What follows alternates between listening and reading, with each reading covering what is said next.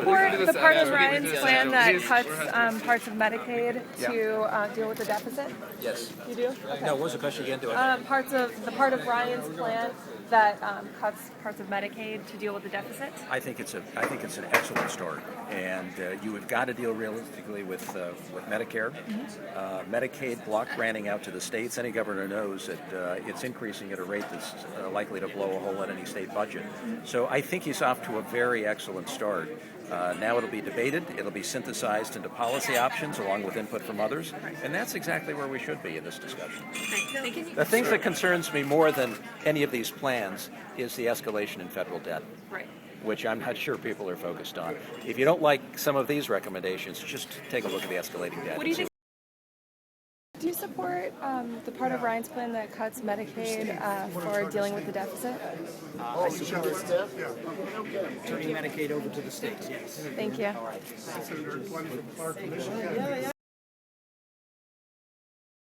Thanks, guys. So we got to go right out here. Yeah. There are certain vouchers and block grants. I strongly support sending Medicaid back to the states. Indiana, there's no doubt in my mind, Indiana can do a better job operating Medicaid than federal.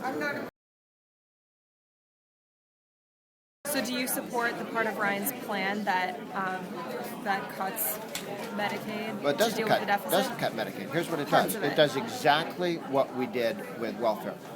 Aid families with dependent children. Sends it to the states, block grants it, and then limits its growth to the growth of the economy. Say, look, so it's exactly what we did with welfare, and there will be those who go, oh no, the world's going to end, as they did with welfare. And in point of fact, people who really needed welfare got the help they needed. A lot of people who were locked into welfare dependency got out of it. Taxpayers saved money. So what's interesting to me is that the Democrat congressmen and senators who don't want to talk about Ryan. I mean, the dog that didn't bark. One second. I'm about to say something brilliant. Something. Write this down.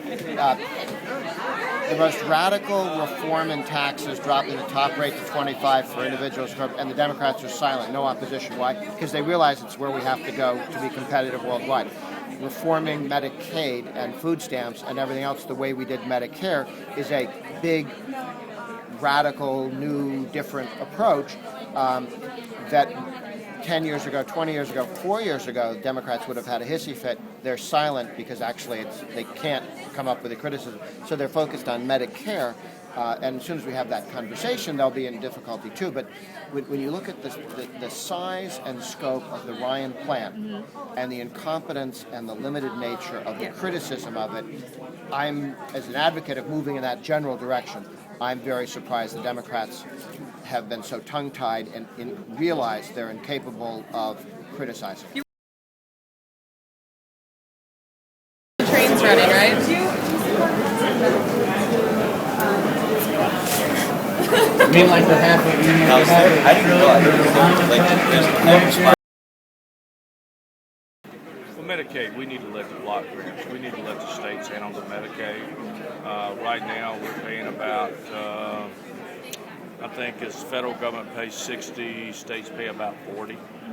Do you support the cuts to it? Wait, we've got to go to the agreement. One more question. So do you support the cuts in Ryan's plan to Medicaid then, or to deal with I support giving the states the block grant, so the portion that they would receive federally to be able to administer their own program. Thank you so much. What do you think about cuts to Medicaid, not in Congressman Ryan's plan, not Medicare, but Medicaid? Well, it's not cuts. Reduction. It actually saves the program. Medicaid, though. Saves the program, just like we Really? saved welfare in the 90s. Okay, thank you.